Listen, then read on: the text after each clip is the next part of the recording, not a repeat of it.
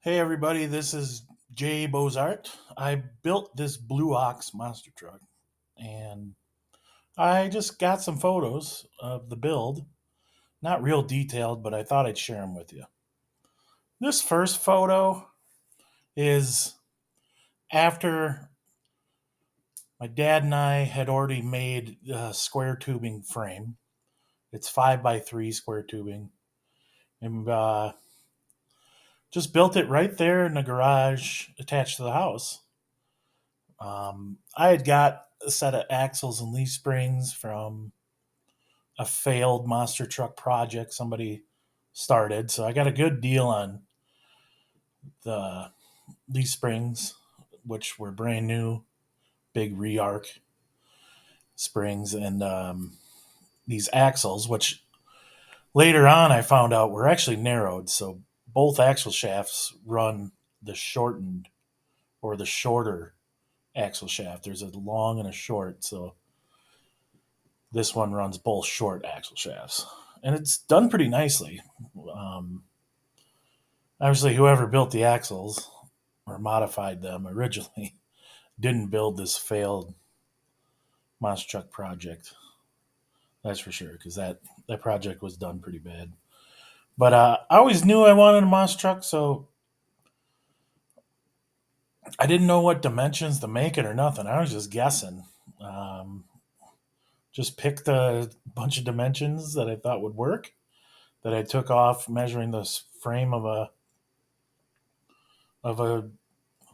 half ton Ram truck that I liked, and pulled the trigger and just made a square tube frame and made some brackets to run those leaf springs, and that's how the whole project started.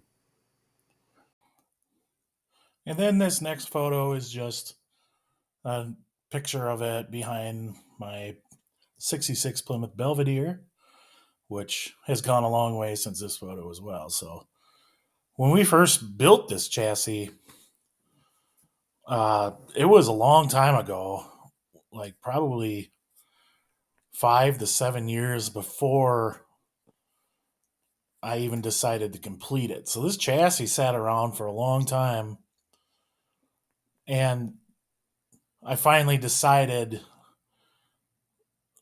to use the truck we ended up using. So I was looking for a whole separate truck just to purchase, just to use on that chassis. And I didn't want to buy a truck that I had to restore first just to mount onto this chassis. I wanted to find a truck good to go. But as years went by and I just kind of sat on this project, it was, it's a big investment.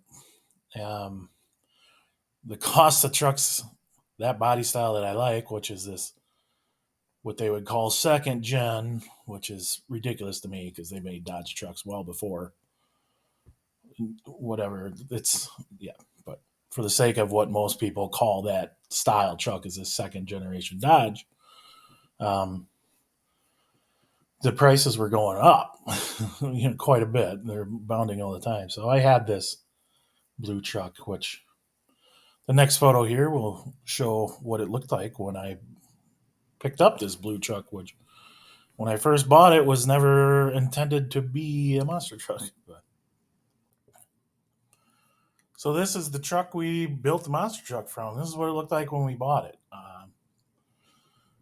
Got it from a guy halfway to Milwaukee, and he'd purchased it from an elderly person and uh, all that. I don't remember the whole backstory on this truck, but it was in great shape, and I loved it. I loved the color of that type of truck, and it already had the roll bar in it, which these roll bars is a dealer installed factory option. So you'd buy this pickup truck brand new with that roll bar in the back, which was pretty neat. And then somebody had a custom tonneau cover even made to fit around the roll bar, which is pretty cool, which we're not running right now, but it's pretty neat. We got it tucked away in a good spot. Um, and just street drove this truck. And the next photo I'll show you, there's I ended up putting a lift kit on it and driving it around with nice 35s and just enjoyed the truck. No, this is the truck after I installed the lift kit. This is right after I probably backed it out of the shop. By this time, I built a 2 car, 2 bay shop. It's nice and tall, got a nice lift in there, and was utilizing it at this point. Uh, this is the look I really liked. I had a truck in high school, it was a red 96 Ram. This Ram is a 98, but the red truck from high school was set this high and 35s under it. I always wanted the blue one, so this was a full suspension lift. It was a hodgepodge of pieces I put together. I found different control arms online that were on sale, and like a set of Skyjacker coil springs in the front. Nice set of soft ride shocks, or what have you. It was I never re-geared the stock gear ratio in this truck, so it was kind of a turd, but it didn't matter. I wasn't doing anything with it. I just loved it and drove it around. Really enjoyed this truck. Uh, as time went on, I didn't drive it very often, and I started thinking about it. Like, I hardly ever drive that truck. Like, just sometimes on the weekend, but I really cherished it and didn't want to put in a bad situation, or and didn't get too much attention with it anyway.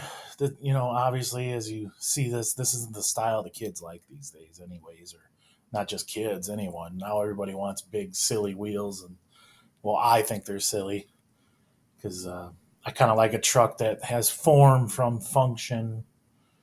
Like, the idea of keeping the wheels small is because you want a lot of sidewall for off-road traction, what have you, and so I kind of like the form from the function. Like, the reason you put a roll bar on it would be to protect it from rolling over. Obviously, this roll bar isn't functional, and you'd put lights on top of the roll bar because you'd be trail riding or out at night and you need more light. And things were stylish because there was a be it was distant, but the roots of that style was because of a function, not just because people think it looks cool. Um, anyways, enough of that rant. So this was a 96 Dodge Ram we had picked up because I thought I would maybe restore it. As you can see, the cab is pretty nice shape, but the interior's wrecked. And then I had gone halves with a buddy, and he wanted the motor and trans out of it. So uh, there was no motor and transmission in it when I got it. But I was able to build all the cab mounts from the frame and box mount utilizing this cab. So for a very brief period, this truck was black. But not long after this, I didn't even have the blue truck at the time of this photo, the blue Ram that became the Blue Ox. Um, I gave up on this cab. I didn't have any excitement to move forward with it because I knew I'd have to restore it first and um, remove the cab from the chassis. And a couple of years after this, and sold it. And so then the chassis sat by itself behind my shop, nothing on it for quite a while. So now the story's a little bit complex here. I originally brought the blue truck in because I had a set of 1-ton axles I was going to put underneath it. And then, obviously keep street driving it and stuff. And the 1-tons had a nice set of 410s in them and everything. So I already had them. They were sitting around. And that would work out good. So I'd brought the truck in to do that. So I had stripped the axles from the frame, the stock frame, and that was the direction I was going to go. But then I was just thinking, once I got the axles out, I might as well just use the body here for the monster truck. So I love the body style, and I also thought I didn't need another vehicle sitting around. I already got a couple of toys vehicles, so it, man, I'm only one person, and I don't make a bunch of money. I just use it for the monster truck, and happy I did. Um, Also in this photo, with I pulled the trigger, then you can see the chassis still on the floor on jack stands with no axles under it, and I pulled the cab with the motor, transmission, everything in it. I didn't even. I think I disconnected the battery, but I didn't even need to. I didn't even drain the coolant. Never discharged the air conditioning. Nothing. All I did was put a couple of support bars across the front fenders, and then a couple of ratchet straps up to the bottom of the cab around the transmission and transfer case to support it, and secured it really well so it would stay in the right orientation for the cab. Wouldn't pull on any hoses, wouldn't pull on any wires or anything. And then there's just a couple of connectors underneath the cab that go to the wiring harness that goes down the chassis for the lights to go to the rear, and also the fuel pump, even the emissions pieces. And I just disconnect the hoses and then all those pieces that stay in the chassis. Great. If not, then pull it up with the cab. Um, so that was a huge shortcut of mine, because this is when the monster truck started to go pretty quick. I think this was like 2020, or it kind of happened over COVID period. Um, so this is kind of a neat step. Like I said, that black cab that was on the chassis for a little bit. Um, when we brought we obviously pulled out that chassis with the no axles under it, the stock one. The box was still on that stock chassis, and pushed in the big monster truck chassis with nothing on it, and with that old black Dodge body, the cab mounts were all the same. So as soon as we brought it in, I was just able to line it all up. It landed on the body mounts I made and just bolted it down. Shortly after that, in this picture, I made a transmission cross member to support the transmission, and then made some motor mounts off the chassis to just up to the motor, because the motor's in place where it needs to sit and everything. So didn't have to worry about any of that alignment. It's a big shortcut, pretty slick. At this point, there's no fuel tank in it. That's still in the stock chassis and all that. But like it's just rolling. It felt pretty good. And as I'm building brackets, I'm not putting a fancy paint job on this chassis. I'm just spraying it with good old black Rust-Oleum semi-gloss black that doesn't matter if it gets scratched or dinged, or I didn't know if it would work right away, everything that I did. So I didn't want to put a nice paint job on it. I need to get it together and test it and drive it. And you never know what kind of changes you're going to make. And then, so here we are with the truck now back into the shop. And in this photo, we already have the bed mounted the chassis. The pretty easy step, right off the stock one, mount it right on the custom straight rail that I built, and bolt right on just like we hoped. It just going really good at this point. Then you're excited. It looks cool. We're looking at it. Now we got to start thinking about uh, all the little parts that make this thing work. I got to start planning out. I knew I'd be doing four wheel steering, so you got to have a hydraulic pump in the back, and I didn't want all this stuff in the bed of the truck. I wanted to leave the bed of the truck open, and with the straight rail frame, you have all that room under the box of the truck. So that's where I went with that. I ended up mounting the stock fuel tank inside the frame rails, and with the military transfer case, which I mounted first, I got a photo that I'll probably put next. Um, of the mounting the military transfer case. And then after that military transfer case, when I mounted the fuel tank, and fuel tank had to sit further back in the chassis than it would have in the stock frame, so I just had to extend the neck. But you still fill the truck up through the stock fuel door. It works perfectly. I even ran all the tubing and everything, so even all the emissions, the charcoal canister, it's like, you know what, might as well hook that up. There's no reason not to. I'm running the motor. It's a bone stock motor. I haven't done anything to it. All I ended up doing on this thing was putting a set of headers on it. Yeah, it's going good. Now the next few photos I probably got out of order and stuff like that. Like this first photo is the truck without the box on it. I don't know if I shared this already, but it's just another photo of the process. And that was before we put the box on it, and it was outside in the winter, turning the thing around.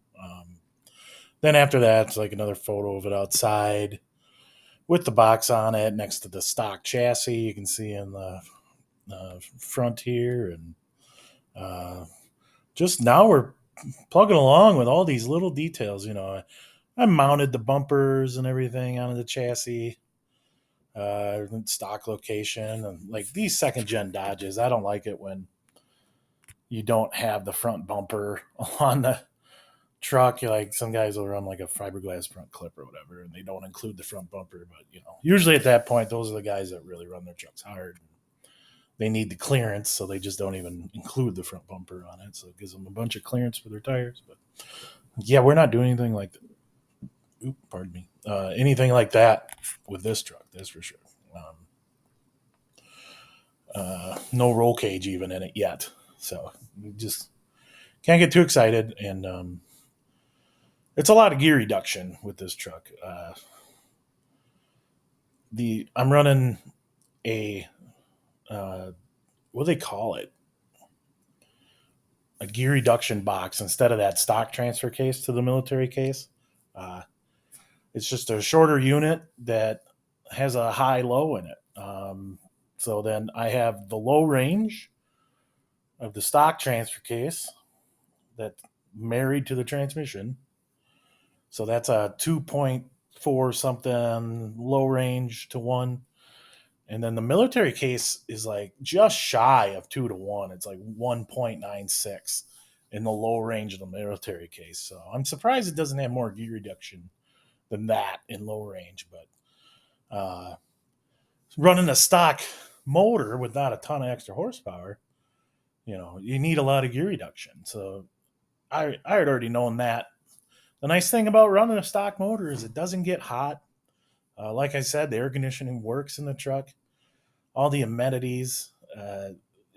It's just once you have to deal with all the suspension and drivetrain in the monster truck, which things go bad in that department all the time. It's nice not to have to worry about that motor. You just start it up, it runs good. It's a beautiful thing. Um, so all that gear reduction, the truck is snappy. It goes, it moves around. People are always stunned that it's a stock 318, but I always said with enough gear reduction, you could have a inline four cylinder, a little 60 horsepower motor moving this thing around just fine. Uh, you don't need a whole bunch of horsepower. People just assume, I guess, but that's where we're at. We're at this point in the photos. I think we're going to move on to brakes. Here's a couple of photos of the brakes. You got to remember at this point, I'm not buying any of these kits. So I just went online, looked at the Willwood website, and found some brake calipers and a rotor I thought would work. And so I took a stock 5-ton dry shaft flange that goes on these axles and just re-drilled it to accept the Willwood brake rotor that's like this. And it took some doing, got it centered, and just took my time. It's probably not perfect, but you can't tell when it's spinning.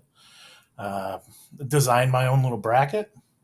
They make them. There's quite a few guys out there making them, but I just made my own. People can criticize it or whatever, but remember at this point, or from start. It's just me. I'm working on it by myself after work, in spare time. I don't have a bunch of buddies that are coming over and helping me with this. My buddies got their own projects. They're all building cool, crazy things. Um, actually didn't tell many people about this truck when I was building it. It's kind of kept it on the down low. I'm not feeling 100% confident that everything's going to work. I've never built a monster truck before. Uh, it it was a fun deal, but yeah, I didn't tell too many people about it. Just my dad. My dad's was an awesome help, doing a bunch of little things for me here and there. And but my dad, he's not welding anything. He's not, he cuts stuff out for me and whatever other odd jobs. But he loves it. Big help. Um, it was a lot of fun. I'm glad he was around to help. And he sunk some money into a few things too. He got his opinion on stuff. He won't take any credit for any good ideas, but he gave me plenty of good ideas while I was building this thing. And now we're moving on to the shocks, more of the suspension pieces. Here's a couple of photos of setting up the shocks. Um, just bent some tubes and mounted them in a certain way. And I picked up semi truck shocks. They're relatively cheap and they're pretty long. Um, I just kind of searched the catalog until I found a set that were a good dimension and a good price. I mean, brand new. I think these shocks were $80 a piece. Um, so that's when they were black body.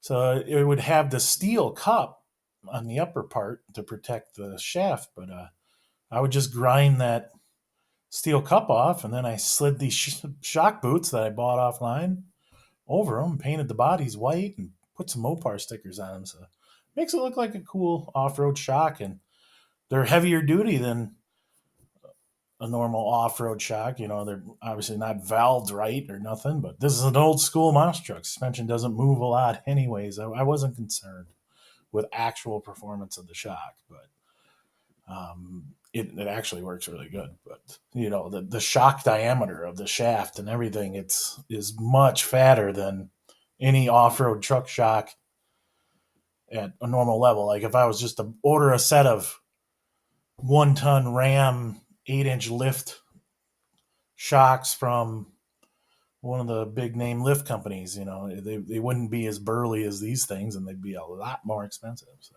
that worked out great. At this point, the truck is drivable and everything's working. This first picture has a little set of tires, a little set of V treads I picked up for real cheap. They were going to use for transport tires, and they're pretty neat looking. But yeah, after that, I got to mention the steering. The steering worked out really nice for the front. The rear is obviously electric over hydraulic, but the front, I just did a little research and ordered the right spool valve. I think that's what it's called for to regulate the steering for the front Rams. Bought the right spool valve, and I run the stock power steering pump that's attached to the motor, and just plumbed it all. And oh my god, it steers beautiful. It steers the right amount for the right times. With feels like a normal pickup truck. So that worked out great. I just did the research. The two Rams I use on the front, I got the right volume numbers, and yeah, just take your time, do a little bit of research, and I figured it all out online. I didn't really talk to anybody or nothing, so that worked out great. But yeah, so we're moving on to more tires now. My friend of mine was over the road trucker, and he dropped off big, huge tractors from tractor dealerships or whatever, usually oversized loads and everything. And over a couple of years, he was able to just keep grabbing tires that were no good for field use anymore. They would have to pay a pretty good amount of money just to throw them away. So on his trips, so wherever he's going, he'd bring one back for me, just free. And he didn't charge me anything. He's like, hey, I was coming back and using a part of the trailer that was unused. It wasn't in his way. So Really awesome guy. He's excited about monster trucks too. He might build one of his own one of these days. And so that worked out great. Um, and then a couple of pictures of outside trying to lift it up, and I'm trying to figure out the offset I want because I don't like the tires sticking way out. I like the tires underneath the truck, close to the pivot point where the kingpins are. It just, to me, it makes sense. The tire sticking out way past the kingpins and your steer point, it's putting a lot of stress on all that. And I always remembered the old USA 1 monster truck. He always ran normal 5-ton axles, and they ran that thing. He's one of the best back in the 1990 late 80s, 1990. And I noticed they just ran 5-ton. They never had planetaries in the hubs or nothing. So, and when you always look at the front profile, you would say, one, they had the tires tucked under the truck, like pretty much as tight as they could get it. And I like that look. So that's what I was going for. And then I tried to order the wheels. I talked to the guys that are well known for making wheels and stuff. And lots of phone calls went out to them. A couple of these guys, I'm not going to mention their names, but I don't think they took me seriously because I don't know why. I offered, like, do I send you money, get you started, and then I'll pay for them when you finish them, and however they wanted to do it, but they just never got back to me ever. So that was frustrating. I wanted a cool set of wheels, and hopefully a little lighter weight than an ag wheel, but I ended up going to our local Pomps tire place, which was just down the road from me, and geez, I talked to them. They custom made me a set of wheels with the 5-ton centers and whatever offset I wanted, and had them in a week, custom made and powder coated black. They were pretty cheap. So couldn't be upset about that. Pretty happy. I'm still happy with them. Now this next series of photos are finally mounting the new wheels and everything under the truck, to see the truck for the first time on 66s. Pretty surreal moment when you first do that. It was pretty neat. Um, to really realize how big this truck is up close. I mean, even at this point, I haven't been up close to an old school monster truck ever. I don't think. I just always liked old school monster trucks, and uh, they are taller than a modern monster truck. Anyway, a couple of pictures of my parents in them, and my one buddy Tristan. I did have, at this point, I was telling more people about the truck, and buddy Tristan came over, helped me mount set of tires a couple times. Take them on and off, and do work and bring it in the shop. They don't fit in my shop with the 66s on it, that's for sure. Uh, just after that, I started doing the final touches with the ladder bar links. I call them ladder bars, the rods to help locate the axles, keep everything in place. Um, Little understructure, kind of make it look neat. That's what I thought. Yeah.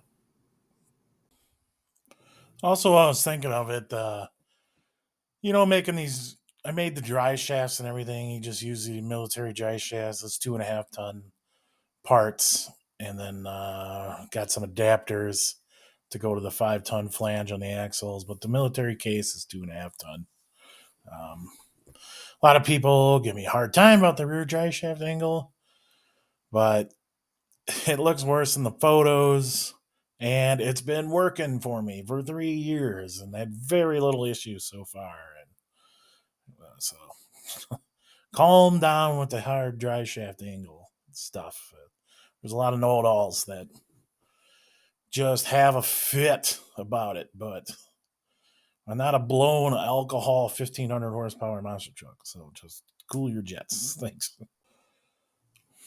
Now we're getting all the final touches done. I mean, it's coming together. I've driven it around with the big tires on it, and everything works like I hoped it would.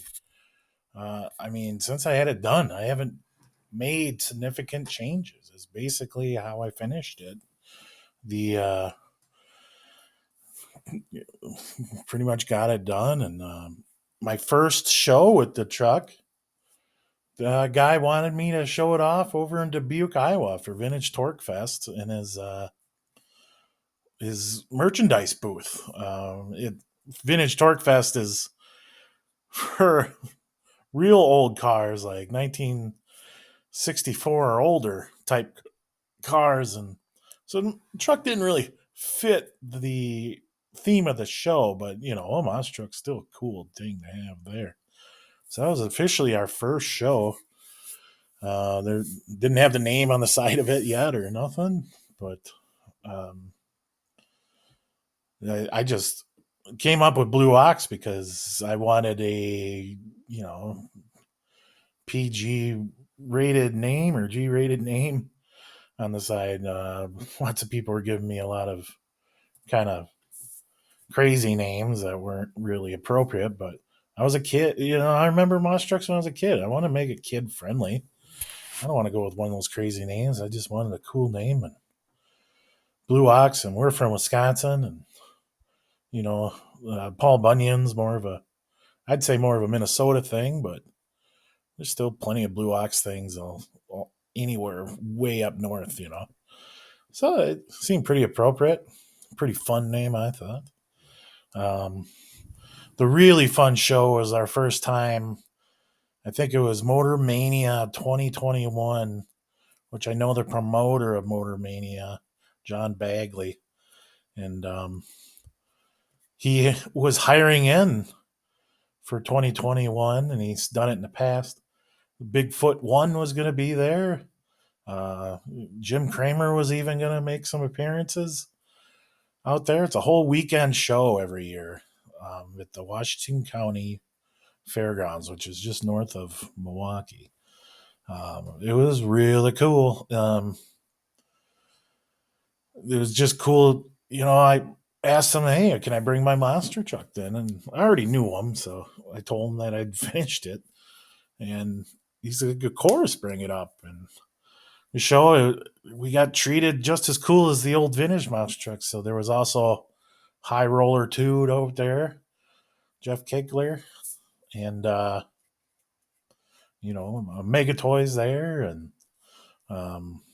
those guys are just really cool guys. Like, I really quickly found out the monster truck world are just full of great people. It was wonderful, and they're all so kind, and none of them are too stuck up to talk to you. I'm a pretty modest person. I don't like to, because I'm humble. I don't know what I'm doing and all this stuff. Um, but from that Motor Mania show, we ended up, uh, the Bigfoot open house. Jeff Kickler with the High Roller kind of runs the vintage part of the Bigfoot open house, and he saw the truck and that's how it worked. And met me and must have liked me enough, and we've been invited ever since the first year I got the truck done to the Bigfoot open house. I mean, the Bigfoot open house had to have been the third show we did, which is pretty amazing. And the first time I ever actually did a car crush then was at the Bigfoot open house, like going over the cars. That was the first time I ever ran over cars, which it ended up not being a real big deal. You just drive over the cars. They had it set up nice, big dirt mounds all the way up the cars and everything. But since then, it's not the end of the world. I got really good advice when I was at the Bigfoot open house from Gene Patterson.